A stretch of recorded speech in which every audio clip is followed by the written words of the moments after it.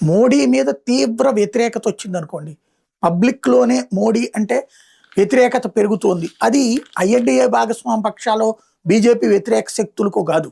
నిజంగా పబ్లిక్‌లో ఒక వెక్సేషన్ వచ్చింది అనుకుంటే, అప్పుడు భారతీయ జనతా పార్టీ ఏం చేస్తది? పార్టీ మూసేసుకొని వెళ్ళిపోద్దా? ఇంకొక నాయకుడిని తీసుకొస్తుంది. అప్పుడు యోగి ఆదిత్యనాథ్‌ని తీసుకొస్తుంది. ఇప్పుడైతే మోడీ అభిమానులు ఎవ్వరూ శత్రువులు కాల. మోడీకి సంబంధించినటువంటి విధానాన్ని సమర్థించే వాళ్ళు ఎవ్వరు మోడీని వ్యతిరేకించట్ల.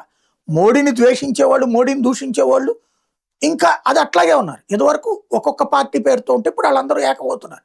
ఇంతకుముందు ఎలక్షన్స్ అప్పుడు ఏకమైంది కాబట్టి ఇష్యూ కాదు. యోగి ఆదిత్యనాథ్ వచ్చేస్తారన్నటువంటి ప్రచారం చేస్తున్నారు కొంతమంది. నేను చెప్పిన ఈ కోణమే. ఇక అంటే లేదా ఈ గొడవలు అంటే ఇప్పుడు విద్యార్థి గొడవలు నిన్నట్టయితే ధర్మేంద్ర ప్రధాన్ రాజీనామాని రేపు పొద్దున ఇంకొకటి ఏదో పెట్టి మోడీ దిగిపోవాలి అని చెప్తే, మోడీ దిగిపోతే అప్పుడు యోగి ఆదిత్యనాథ్ వస్తాడు. ఇక్కడ ఒకటే, మోడీకి యోగికి ఒకటే తేడా. మోడీ విద్యార్థులకు ఏ దెబ్బలు తగలకూడదు, విద్యార్థులను ఎవరిని ఇబ్బంది పెట్టద్దు, విద్యార్థులు ప్రాణాలు పోకూడదు, రైతులకు ఏం కాకూడదు, జస్ట్ చెదరగొట్టండి అంతే. అది కూడా హింసాత్మక చర్యలకు పాల్పడే వాళ్ళ మధ్యలో ఉన్నారు కాబట్టి, అంతే తప్పించి వాళ్ళ ప్రాణాలకు ఏం కాకూడదని చెప్పడం వల్ల జరిగింది. ఇక్కడ యోగి దగ్గర అట్లాంటిదేం లేదు.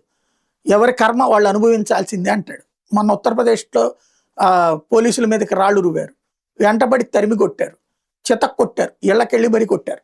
యోగి దగ్గర అట్లాంటిది ఉండదు. అదే ఇక్కడ ఆలోచించుకోవాల్సింది. మోడీ పోవాలని కోరుకునేవాళ్ళు అంతే తప్పించి బీజేపీ పోవాలని కోరుకోవడం అంటే కాంగ్రెస్ పార్టీ బలపడాలి. అది బలపడాలంటే దేశంలోని అనేక రాష్ట్రాల్లో కనీసం అభ్యర్థులు దొరకని పరిస్థితిలో ఉన్నారు.